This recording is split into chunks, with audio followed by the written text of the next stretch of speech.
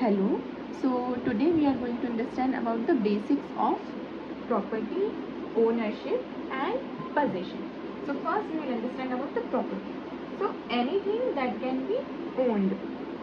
मतलब कोई भी चीज़ आपने खरीदी है, अपने नाम पर खरीदी है, आपने उसे ओन किया है, वो आपकी प्रॉपर्टी है.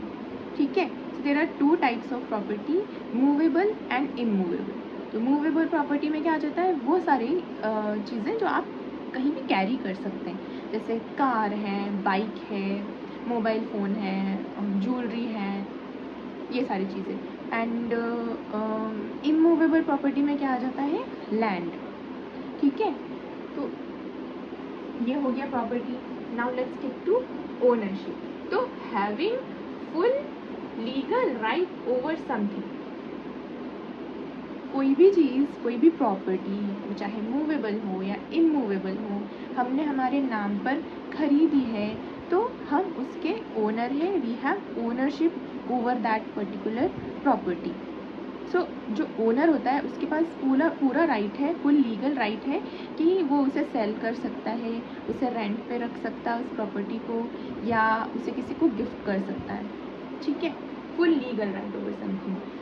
नेक्स्ट आ जाता है possession, फिजिकल कंट्रोल और होल्डिंग समथिंग.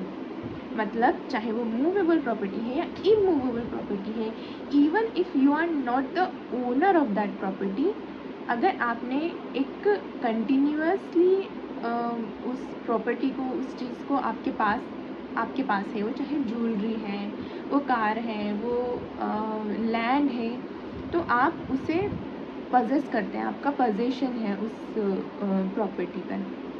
तो सवाल ये आता है कि ओनरशिप ज़्यादा पावरफुल है या पोजेशन.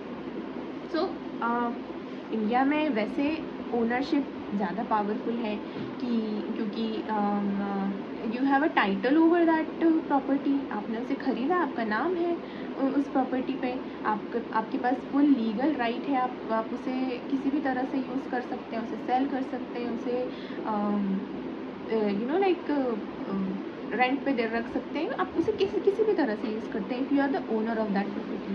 बट पोजेशन का भी एक बहुत ज़्यादा पावर है, क्योंकि कोई भी चीज़ हमने बोरो की है, लेकिन जो ओनर है उसके बिना किसी इंटरफेरेंस के आप कंटिन्यूअस उस चीज़ का पोजेशन रखते हैं उस प्रॉपर्टी का, तो कोर्ट के द्वारा वो प्रॉपर्टी की आप ओनरशिप क्लेम कर सकते हैं. तो there is a doctrine, that doctrine is named as doctrine of adverse possession.